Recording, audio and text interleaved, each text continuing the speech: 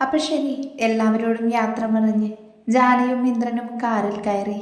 അവർ പോകുന്നതിൽ എല്ലാവർക്കും സങ്കടമുണ്ടെങ്കിലും കൂടുതൽ സങ്കടം നമ്മുടെ കാത്തുവിനും മീനുവിനും നിമ്മിക്കുമാണ്. നിമ്മിക്ക് തൻ്റെ നാത്തൂന് എന്നതിലുപരി ജാനി നല്ലൊരു സുഹൃത്തായിരുന്നു. എന്തും പറയാൻ പറ്റുന്ന നല്ലൊരു സുഹൃത്ത്. ജാനിയും ഇന്ദ്രനും കണ്ണിൽ നിന്നും മറയുന്നത് വരെ എല്ലാവരും ഉമ്മറത്ത് നിന്ന് നോക്കി നിന്നു. അവർ കണ്ണിൽ നിന്നും മാഞ്ഞതും ഓരോരുത്തരായി ഉള്ളിലേക്ക് കയറിപ്പോയി. ഗായത്രി പുറത്തിറങ്ങി ഗേറ്റ് പൂട്ടാൻ പോകാൻ നിന്നതും വേണു അത് തടഞ്ഞു. നീ എങ്ങോട്ടാ? അവരല്ലേ പോയുള്ളൂ, ഇനി ഒരാളും കൂടെ പോവാനില്ല ഇവിടെ. ആര്? കാത്തുവോ? അവളിന്ന് ഇവിടെയാണെന്നാ പറഞ്ഞത്. കാത്തുമോളല്ല, നിന്റെ മോനില്ലേ ദൈവൻ, അവൻ പോയിട്ട് ഗേറ്റ് അടച്ചോ. അപ്പോഴാണ് ഗായത്രിക്ക് മനസ്സിലായത്. ഗായത്രി മനുവിനെ കൂർപ്പിച്ചു നോക്കി അകത്തേക്ക് പോയി. ഞാൻ ഇന്ന് പോകുന്നില്ല എന്ന് പറഞ്ഞു മനു ആരെയും നോക്കാതെ അകത്തേക്ക് കയറിപ്പോയി. അത് കണ്ടു എന്താ ഇപ്പം ഇവിടെ ഉണ്ടായി എന്ന പോലെ അന്തം വിട്ട് നിൽക്കുവാണ് ഗായത്രി. അടുത്തു തന്നെ ഒരു ചിരിയോടെ വേണുവുമുണ്ട്. ഇതൊന്നും അറിയാതെ അകത്തു കിച്ചണിൽ ജാനി കൊണ്ടുവന്ന് ചോക്ലേറ്റ് കഴിക്കുന്ന തിരക്കിലാണ് നമ്മുടെ നിമ്മിയും കാത്തുവും മീനുവും. ജാനി കാറിൽ കയറിയപ്പോൾ മുതൽ വിളിക്കുകയാണ് അമ്മുവിനെ. വിളിക്കുമ്പോഴെല്ലാം സ്വിച്ച് ഓഫ്. അവളിനെന്തോ ഒരു ഭയം വന്നു നിന്നു. ഇതെല്ലാം ഇന്ദ്രനും കാണുന്നുണ്ടായിരുന്നു. എന്താണെങ്കിലും അവൾ പറയട്ടെ എന്ന് ഇന്ദ്രനും കരുതി. അതുകൊണ്ട് അവനൊന്നും ചോദിക്കാനോ പറയാനോ പോയില്ല.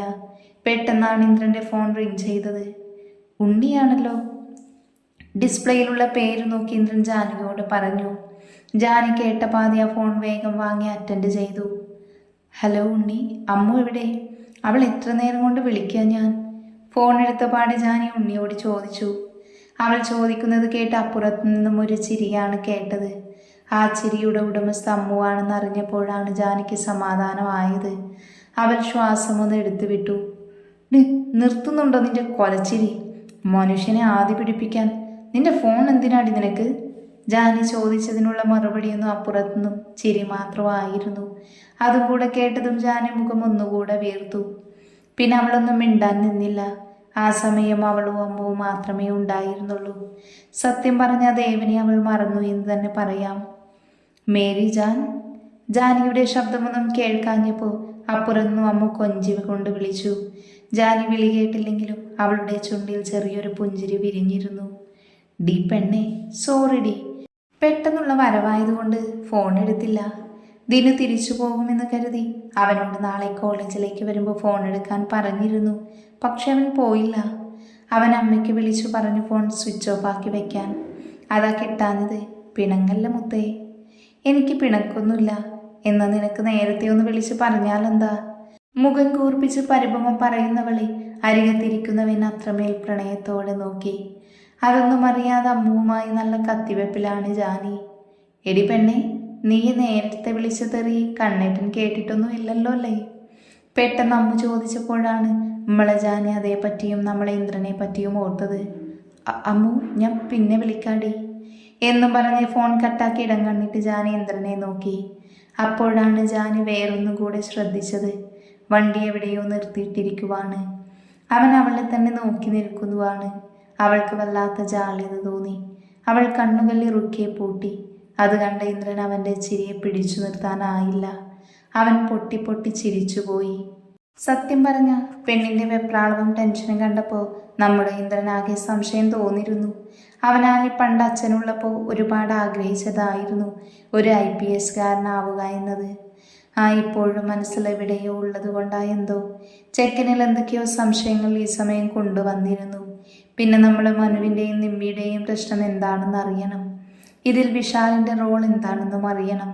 അതൊക്കെയാണ് സംസാരിച്ച് ക്ലിയർ ചെയ്യാൻ വേണ്ടിയാണ് ബീച്ചിലേക്ക് വണ്ടി തിരിച്ചത്. ജാനിയാണെങ്കിൽ ഇതൊന്നും അറിയാതെ അമ്മുവുമായി നല്ല കത്തിവെപ്പിലും. ജാനുട്ടിയെ, നീ നേരത്തെ വിളിച്ച തെറി കണ്ണേട്ടൻ കേട്ടിട്ടൊന്നും ഇല്ലല്ലോ അല്ലേ? എന്തോന്നാ പെണ്ണേ ഇത്? നീ പോ. എന്താ ചോദിച്ചേ? അയ്യോ എൻ്റെ ദേവി, അപ്പം കേട്ടു അല്ലേ? കേട്ടു. എന്താ തോന്നണേ? അപ്പം ശരി മോളെ, കിട്ടുന്നത് എന്തേലും വാങ്ങിച്ചോ എന്ന് പറഞ്ഞൊരു ചിരിയോടമ്മ ഫോൺ വെച്ചു. ജാനി തനിക്ക് കിട്ടിയ ആത്മാവിൽ തൊട്ടറിഞ്ഞ സൗഹൃദം, തളർച്ചയിലും താങ്ങായവൾ. ആദ്യമായി കാണുന്നത് 8ാം ക്ലാസ്സിൽ പഠിക്കുമ്പോൾ. 7ാം ക്ലാസ് വരെ അവളുടെ വീടിൻ്റെ അടുത്തുള്ള സ്കൂളിലായിരുന്നു പഠിച്ചത്. വന്നത് മുതൽ ഈ സമയം വരെ തന്നെ അറിഞ്ഞ സൗഹൃദം. പെട്ടെന്നുള്ള അച്ഛൻ്റെ മരണത്തിലും നന്ദേട്ടനുമായുള്ള പ്രശ്നത്തിനിടയിലും താങ്ങായി തണലായി നിന്ന എൻ്റെ ജാനി, ഇനിയൊരു ജന്മമുണ്ടെങ്കിൽ നീയും വേണം എനിക്കെൻ്റെ കൂടെ പിറപ്പായി, അല്ലെങ്കിൽ എൻ്റെ കണ്ണേട്ടൻ്റെ ജീവൻ്റെ പാതിയായി. അമ്മ ഓരോന്ന് ആലോചിച്ച് റൂമിൽ ജനലോരം പോയി നിന്നു. അവിടേക്ക് ഉണ്ണി വന്ന് ഫോൺ എടുത്തുകൊണ്ട് പോയതൊന്നും അറിയാതെ എന്തോ ആലോചനയിലായിരുന്നു പെണ്ണ്. എന്തോ ആലോചനയിലല്ല, തൻ്റെ ആത്മാവിൽ തൊട്ടറിഞ്ഞ സൗഹൃദവും ആ സൗഹൃദത്തിനൊപ്പം തന്നെ തൻ്റെ പാതിയായി വന്നവനെക്കുറിച്ചുമായിരുന്നു അവളുടെ ചിന്തകൾ മുഴുവൻ. അതിലേക്ക് വന്ന പലരും ക്ഷണിക്കപ്പെടാതെ വന്ന അതിഥികളായിരുന്നു. ജാനിക്കെന്തോ വെപ്രാളം തോന്നി. തൊണ്ടയൊക്കെ വരണ്ടു. ആകെ പെണ്ണിരുന്ന് ഞെളിപിരി കൊണ്ടു. ജാനി ഇടം കണ്ണിട്ട് ഇന്ദ്രനെ ഒന്ന് നോക്കി. അവൻ ഇങ്ങോട്ട് തന്നെയാണ് നോക്കി നിൽക്കുന്നത്. ഈശ്വര, ഏത് നേരത്താണോ എനിക്ക് തെറി വിളിക്കാൻ തോന്നിയത്? അയ്യോ, ദേവേട്ടൻ എന്നെപ്പറ്റി എന്ത് കരുതിയിട്ടുണ്ടാവോ? ജാനി ഓരോന്ന് മനസ്സിലായി പറഞ്ഞു. അപ്പോഴാണ് അവൾ ശ്രദ്ധിക്കുന്നത് വണ്ടി എവിടെയോ നിർത്തിയിട്ടിരിക്കുവാണെന്ന്. ആരുമില്ല, വിജനമായ ഇടം. കാറിൻ്റെ ഗ്ലാസ് പൊക്കി വെച്ചതുകൊണ്ട് തന്നെ എവിടെയാണെന്നും അവൾക്കറിയില്ല. ഈശ്വര, എൻ്റെ തെറി കേട്ടിട്ട് എന്നെ കളയാൻ കൊണ്ടുവന്നതാണോ? ജാനി ആത്മിച്ചു. ജാനിയെ തെറ്റു പറയാൻ പറ്റില്ല.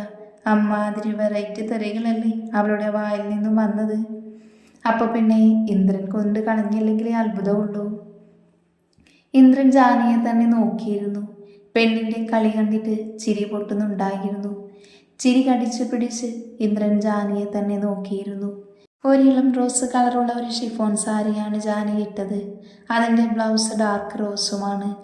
ആ കളർ അവൾക്ക് നന്നായി ചേരുന്നുണ്ടായിരുന്നു. തിരിച്ചിറങ്ങാൻ നേരം താനിട്ട് കൊടുത്ത സിന്ദൂരവും ചെറിയ കുഞ്ഞ് റോസ് കളറുള്ള പൊട്ടും കാതിലായി ഒരു കുഞ്ഞ് ജിമിക്കയും കൂടെ ഒരു ഒറ്റക്കൽ വെച്ച വെള്ള സെക്കൻഡ് സ്റ്റഡും അവളുടെ പിടയ്ക്കുന്ന മാൻമിഴിക്കണ്ണുകൾ വാലിട്ട് എഴുതിയെ കറുപ്പിച്ചു വെച്ചിരിക്കുന്നു. മൂക്കിലും അതെ തനിക്കേറെ ഇഷ്ടപ്പെട്ട ഒറ്റക്കൽ മൂക്കുത്തിയും. പണ്ടെപ്പോഴും അമ്മുമായോട് പറഞ്ഞിരുന്നത് താൻ കേട്ടിരുന്നു. അവൾ കണ്ണേട്ടിനു വേണ്ടി മൂക്ക് കുത്തിയെന്ന്. അതും കണ്ണേട്ടൻ്റെ ഇഷ്ടനിറമായ റോസാണെന്നും. അന്നത് ജാനിയാണെന്ന് അറിയില്ലായിരുന്നു. പിന്നെ അവൾ അണിഞ്ഞത് താൻ കെട്ടിക്കൊടുത്ത തൻ്റെ പേരിലുള്ള ആലില താലിയാണ്. ഓരോ കയ്യിലായി ഓരോ വളകളും അവളുടെ നീണ്ട വിരലുകളിൽ താൻ ഇട്ടുകൊടുത്ത ദേവൻ എന്ന പേരിലുള്ള മോതിരവും ആ വിരലുകളിൽ ഇപ്പോൾ അവളുടെ സാരി തെരുത്ത് പിടിച്ചിട്ടുണ്ട്. ഇത് മാത്രമാണ് പെണ്ണിൻ്റെ ചമയങ്ങൾ. പേരിന് പോലൊരു ലിപ്സ്റ്റിക്കോ പൗഡറോ പെണ്ണിട്ടിട്ടില്ല. എന്നാലും അവളുടെ ചുണ്ടുകൾക്ക് ചോര ചുവപ്പായിരുന്നു. ഇന്ദ്രൻ്റെ കണ്ണുകൾ അവളുടെ വിറയ്ക്കുന്ന ചെഞ്ചുണ്ടിൽ തന്നെ തറഞ്ഞു നിന്നു. അവൻ്റെ ഹൃദയം വല്ലാതെ മിടിക്കാൻ തുടങ്ങി. സോറി ദേവേട്ട. ജാനിയുടെ ശബ്ദമാണ് അവൻ്റെ ചിന്തകളെ ഉണർത്തിയത്. അവനൊരു സംശയത്തോടെ അവളെ നോക്കി. അത് ഞാൻ വിളിച്ചപ്പോൾ അമ്മു എടുത്തപ്പോൾ പെണ്ണിന് എന്തൊക്കെയാ പറയേണ്ടതെന്ന് അറിയില്ലായിരുന്നു. അവൾക്ക് അവൻ്റെ മുഖത്ത് പോലും നോക്കാൻ കഴിയുന്നുണ്ടായിരുന്നില്ല. പെട്ടെന്ന് തന്നരികിലേക്ക് ഇന്ദ്രൻ ചാഞ്ഞത് കണ്ട് ജാനി ഞെട്ടി കൈ രണ്ടും എടുത്ത് കവിളിലായി വെച്ചു. കണ്ണുകൾ ഇറുക്കെ പൂട്ടി. തല്ലല്ലേ ദേവേട്ട, ഞാനിനി അങ്ങനെ വിളിക്കൂല. എന്നെ കൊണ്ടുപോയി കളയല്ലേ ദേവേട്ട. എനിക്ക് ദേവേട്ടനില്ലാതെ പറ്റൂല. എന്നെ കൊണ്ടുപോയി കളഞ്ഞാൽ എൻ്റെ ദേവേട്ടൻ്റെ മക്കൾക്ക് അമ്മയില്ലാതായി പോവില്ല ദേവേട്ട. ജാനി വലിയ വായിൽ എന്തൊക്കെയോ പുലമ്പിക്കൊണ്ടിരുന്നു. ഇന്ദ്രൻ ആദ്യമൊന്ന് ഞെട്ടിയെങ്കിലും പിന്നെ അതൊരു പൊട്ടിച്ചിരിയിലേക്ക് വഴിമാറി. ഇന്ദ്രൻ്റെ നിർത്താതെയുള്ള ചിരി കേട്ട് ജാനി പതിയെ ഒറ്റക്കണ്ണ് തുറന്ന് ഇന്ദ്രനെ നോക്കി.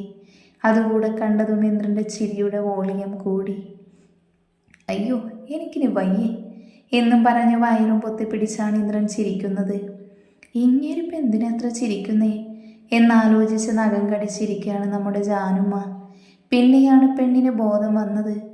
അയ്യോ എൻ്റെ ദൈവമേ, എൻ്റെ നാക്കെന്നെ എപ്പോഴും ചതിക്കുകയാണല്ലോ എന്ന് പറഞ്ഞ് അവൾ അവനെ നോക്കി. മറ്റേ മാസ്റ്റർ പീസ് ചിരിയില്ലേ, ചമ്മിയാൽ ചിരിക്കുന്ന, മറ്റേ സൈക്കിളിൽ നിന്നും വീണ ആ ചിരി.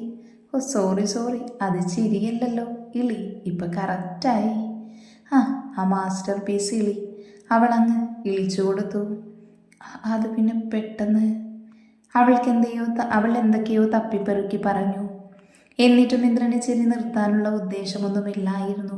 ഒന്നുകൂടെ കൂടിയെന്നല്ലാതെ ചിരിയുടെ വോളിയം കുറഞ്ഞില്ല. ദേവേട്ടാ, ജാനി ചിണുങ്ങിക്കൊണ്ട് വിളിച്ചു.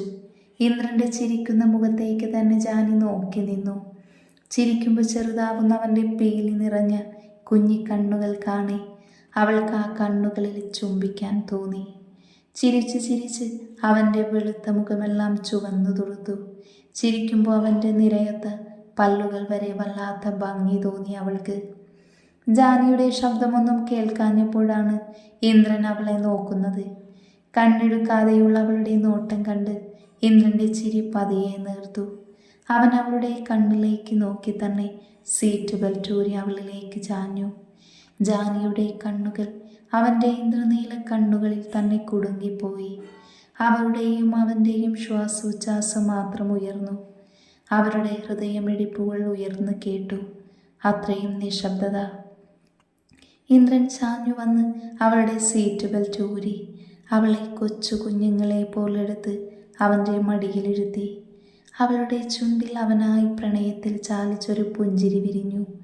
അവൻ്റെ നീല കണ്ണുകൾ ഒന്നുകൂടെ തിളങ്ങി. അവളുടെ കൈകൾ അവൻ്റെ തലയ്ക്ക് പിറകിലായി സ്ഥാനം പിടിച്ചു.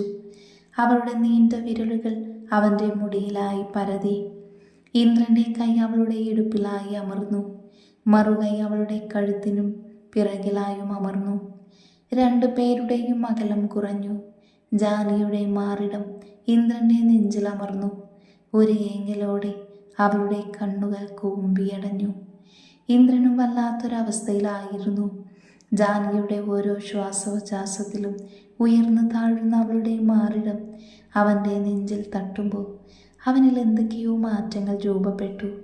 കൂമ്പിയടഞ്ഞ കണ്ണുകളുമായി തനിക്ക് വിധേയപ്പെട്ട് നിൽക്കുന്ന തൻ്റെ പ്രാണനെ കാണി അവനിലെ പുരുഷൻ ഉണർന്നു.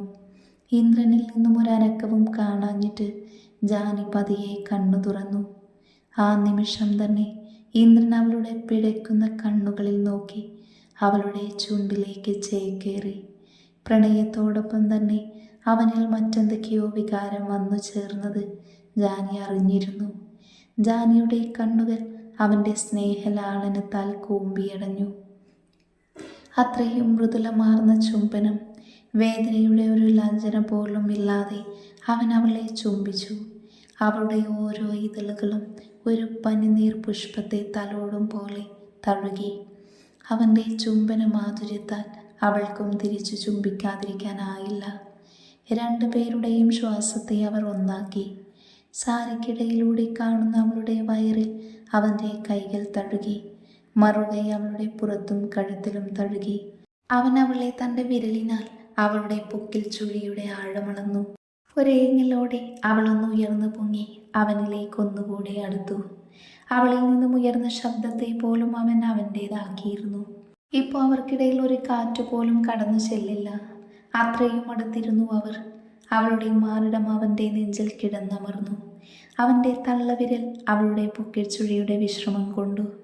അപ്പോഴും അവരുടെ ചുണ്ടുകൾ വേർപ്പെടുത്താതെ അത്രയും ആഴത്തിൽ ആത്മാവിൽ തൊട്ടറിഞ്ഞ ചുംബനം.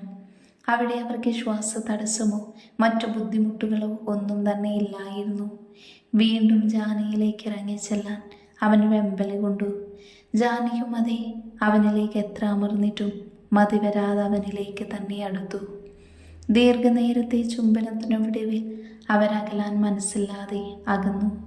അവൻ്റെ നെഞ്ചിൽ നിന്നും അകലാൻ നിന്ന അവളുടെ മാറിടങ്ങളെ അതിനു സമ്മതിക്കാതെ അവൻ അവനിലേക്ക് തന്നെ ചേർത്തു നിർത്തി. നാണത്താലും ഇന്ദ്രൻ്റെ ചുംബനത്താലും ജാനിയാകെ ചുവന്നു തുറുത്തു. അവൻ്റെ തള്ളവിരലിനാൽ ഒന്നുകൂടെ ആഴത്തിൽ പൊക്കിച്ചുഴിയുടെ ആഴമളന്നു. ജാനി ഒന്ന് ഉയർന്നു പൊങ്ങി. അവളിൽ നിന്നും ശീൽക്കാരമുയർന്നു. അത് അവനിൽ ആവേശം നിറച്ചു. അവൻ അവളുടെ കഴുത്തിലേക്ക് മുഖം ആഴ്ത്തി. അവൾ അവൻ്റെ മുടിയിൽ വിരലുകളാൽ കോർത്തു വലിച്ചു. അവളുടെ ശബ്ദം വല്ലാതെ നേർത്തിരുന്നു. അവൻ്റെ ചുണ്ടും പല്ലും അവളുടെ കഴുത്തിൽ അമർന്നു. അപ്പോഴെല്ലാം അവളിൽ നിന്നും ഉയർന്നു കേൾക്കുന്ന ശീൽക്കാരം അവനിൽ ആവേശം നിറച്ചു. അവൻ്റെ കൈകൾ അവളുടെ മാറിനെ ഞെരിച്ചു അമർന്നു. അവൾക്ക് അവളിലെ ഭാരം കുറയുന്നത് പോലെ തോന്നി. അവന് വിധേയപ്പെട്ട് അവൻ്റെ പുറത്തും തോളിലും മുടിയിലുമൊക്കെ അവൾ ഒരു ബലത്തിനായി പിടിക്കാൻ ഒരു പാഴ്ശ്രമം നടത്തി. അവൻ അവളിലെ പെണ്ണിനെ അവൻ്റെ ചുംബനങ്ങളാലും സ്നേഹത്തലോടലും ഉണർത്തി. അവരുടെ പ്രണയം അതിരുകടന്നു. അവനിൽ തടസ്സമായി നിന്നിരുന്ന അവളുടെ സാരി അവളിൽ മാറ്റാനായി ഒരുങ്ങിയതും ജാനുയുടെ ഫോൺ റിങ് ചെയ്തു. അത് കേട്ട് ഇന്ദ്രൻ ജാനിയുടെ കഴുത്തിൽ നിന്നും തലപൊക്കി അവളുടെ മുഖത്തേക്ക് നോക്കി. അപ്പോഴേക്കും ആ ഫോൺ ശബ്ദം നിലച്ചിരുന്നു. ജാനി നന്നായി തളർന്നിരുന്നു. എന്നാലും അവളുടെ കണ്ണിലെ വശ്യത കണ്ട ഇന്ദ്രൻ അവളുടെ ചുണ്ടിലേക്ക് അടുത്തതും പിന്നെയും പിന്നെയും ഫോൺ അടിച്ചപ്പോൾ അത് അവർക്കൊരലോസരമായി തോന്നി. അപ്പോൾ മാത്രം അവൻ അവളിൽ നിന്നും മനസ്സെല്ലാ മനസ്സോടെ അകന്നു. അവളൊരു തളർച്ചയോട് അവനിലേക്ക് ചാഞ്ഞു.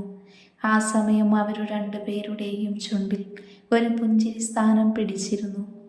വീണ്ടും ഫോൺ റിങ് ചെയ്തു. ഇപ്രാവശ്യം ഇന്ദ്രൻ്റെ ഫോണാണ് റിങ് ചെയ്തത്. ഇന്ദ്രൻ ഈർഷ്യയോടെ ഫോൺ എടുത്ത് നോക്കിയപ്പോൾ വേണുവാണ്. ഇന്ദ്രൻ ശ്വാസമൊന്ന് വലിച്ചെടുത്ത് ഫോൺ അറ്റൻഡ് ചെയ്തു.